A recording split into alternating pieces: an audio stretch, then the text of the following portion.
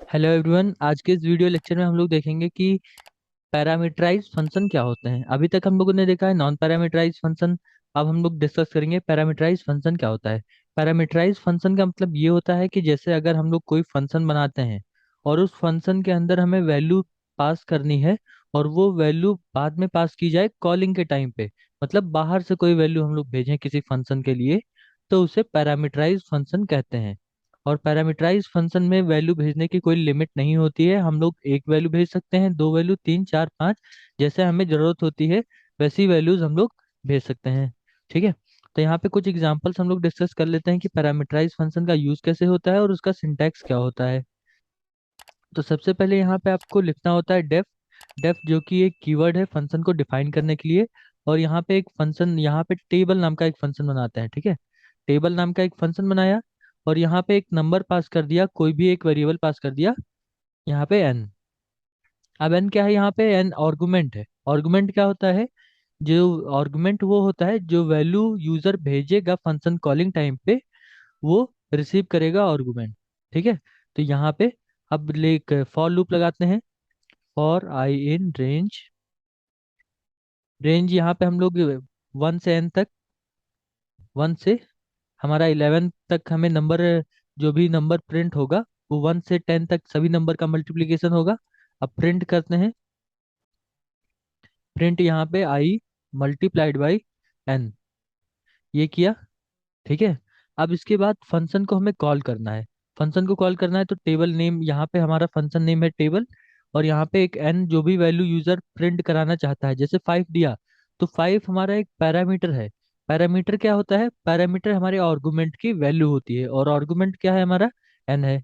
N हमारा argument है और आर्गुमेंट की वैल्यू क्या है? फाइव। इसे पैरामीटर कहते हैं। अब ये फाइव जाएगा इस टेबल नाम के फंक्शन में, पास होगा, एन की वैल्यू स्टोर हो जाएगी फाइव, और ये फाइव की टेबल प्रिंट करके दे देगा। अब इस प्रोग्राम को रन करके चेक करते हैं। यहाँ पे देखिए फाइव की टेबल प्रिंट होके आ रही है। ठीक है।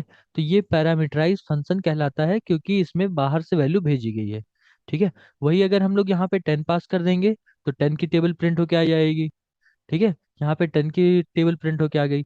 अगर आप चाहते हैं कि कोई नंबर ना पास करें, कोई कांस्टेंट वैल्यू ना पास करके कोई यूजर से इनपुट लेके एक डायनेमिक वैल्यू आपको पास करना है, तो उसके लिए यहाँ पे ए इक्वल टू लिखा, integer input, inter a number two print table, inter a number two print table. अब इसको रन करते हैं। रन किया तो यहाँ पे अब inter a number two print table, जैसे ट्वेल्व दे दिया, ट्वेल्व की टेबल प्रिंट होके आ जाएगी। ठीक है।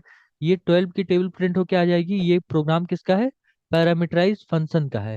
पैरामीटराइज फंक्शन में जब भी हम लोग वैल्यू यूजर से इनपुट लेते हैं, तब फिर हम लोग फंक्शन की कॉलिंग से पहले इनपुट लेते हैं, क्योंकि फंक्शन के कॉलिंग के टाइम पे वो वैल्यू हमें पास करनी है और फंक्शन के कॉलिंग के टाइम उसकी वैल्यू की जरूरत है। तो इसीलिए फंक्शन कॉलिंग से पहले, मतलब आप यहाँ पे इनपुट ले सकते हैं या फिर इसको आप ऊपर इनपुट ले सकते हैं। ठीक है। यहाँ पे अगर लिखते हैं इस चीज को तो भी ये ट्रू है। यहाँ पे दे दिया टू की टेबल तो टू की टेबल प्रिंट होके आ गई। ठीक है।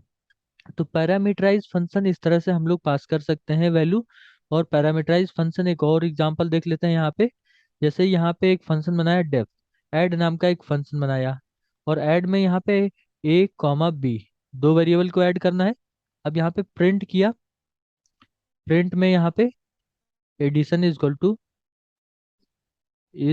To A plus B. ठीक है। अब ये एक फंक्शन बन गया है दो नंबर्स को ऐड करने का। अब दो नंबर्स आप चाहे यूजर से इनपुट लें, चाहे या फिर कांस्टेंट वैल्यू पास कर दें। जैसे ऐड नाम के फंक्शन को पास कॉल किया, यहाँ पे पास किया 10, 20। अब इस प्रोग्राम को रन किया तो यहाँ पे देखिए 30 प्रिंट होके आ गया। ये क्या है 30? यहाँ पे हमने कांस्टेंट वैल्यू पास की। अब अगर आप यूजर से इनपुट लेना चाहते हैं, N1 N2 नाम के दो वेरिएबल ले लिए। अब इसको यूजर से इनपुट ले लेते हैं।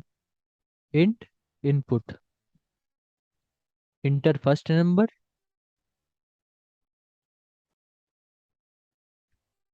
Inter first number. इसी तरह से इंटर सेकंड नंबर, N2 में ले लिया, इंट इंटर सेकंड नंबर। ये दो वैल्यूज ले लिया। अब यूजर डिफाइन करेगा कौन कौन सी वैल्यू को ऐड करना है। जैसे यहाँ पे दे दिया 50 प्लस 40 इज इक्वल टू 90। यहाँ पे एडिशन इज इक्वल टू 90। अब ये एक पैरामीटराइज फंक्शन है जिसकी वैल्यू हम लोग यूजर से इनपुट लेके पास कर रहे हैं और वो फंक्शन को कॉलिंग के टाइम पे भेज रहा है। ठीक है। अब यहाँ पे पैरामीटर की वैल्यू हम लोग क्या क्या रख सकते हैं। देखिए, पैरामीटर की वैल्यू हम लोग एक कांस्टेंट वैल्यू रख सकते हैं, जो यहाँ पे सेलेक्टेड है उसे पैरामीटर कहते हैं। पैरामीटर की वैल्यू हम लोग कांस्टेंट वैल्यू रख सकते हैं। कांस्टेंट वैल्यू का मतलब है कि 10 20 30 1 2 3 4 ये सब कांस्टेंट वैल्यू होती है। दूसरा है वेरिएबल। वेरिएबल जैसे n1 n2 पास किया गया है यहाँ पे, वैसे कोई वेरिएबल भी पास कर सकते हैं। और यहाँ पे कोई एक्सप्रेशन भी पास कर सकते हैं, जैसे n1 plus n2 a plus b, है ना। इस तरह से एक एक्सप्रेशन भी पास कर सकते हैं। तो पैरामीटर की तीन वैल्यू हो सकती है, वेरिएबल, कांस्टेंट और एक्सप्रेशन। ठीक है। वही आर्गुमेंट की यहाँ पे बात करें तो आर्गुमेंट की वैल्यू केवल और केवल वेरिएबल ही हो सकती है। इसके अलावा आर्गुमेंट की वैल्यू आप कोई भी नहीं दे सकते। ये सबसे मेजर डिफरेंस है आपका पैरामीटर और आर्गुमेंट में। ठीक है। इस चीज को हमेशा ध्यान रखना है। और सबसे बड़ी चीज एक और होती है कि जितने पैरामीटर आपने पास किए हैं उतने उतने आपको आर्गुमेंट देना कंपलसरी है। जैसे यहाँ पे दो पैरामीटर पास किए हैं।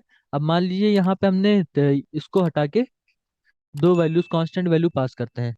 जैसे यहाँ पे 5 6 पास किया। अब इसको रन करते हैं, इसका सम आ गया। अब मान लीजिए इसके बाद एक और वैल्यू पास कर देते हैं। तो यहाँ पे एक और पैरामीटर पास किया लेकिन आर्गुमेंट दो ही है।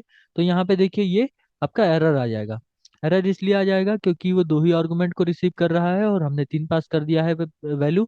अब मान लीजिए अगर एक ही वैल्यू पास किया है, अगर एक ही वैल्यू पास किया है तो भी एरर आएगा, क्योंकि वहां पे दो आर्गुमेंट रिसीव कर रहा है, दो आर्गुमेंट की वैल्यू की डिमांड कर रहा है। तो आपको दो आर्गुमेंट की वैल्यू पास करना कंपलसरी है। ठीक है। अब इसके बाद नेक्स्ट है कि अभी आगे हम लोग डिफॉल्ट पैरामीटर वगैरह डिस्कस करेंगे, तो उसमें हम लोग एक आर्गुमेंट को डिफॉल्ट बना सकते हैं, दो आर्गुमेंट को, तीन आर्गुमेंट को, जिसको जितने डिफॉल्ट बनाने चाहे बना सकते हैं।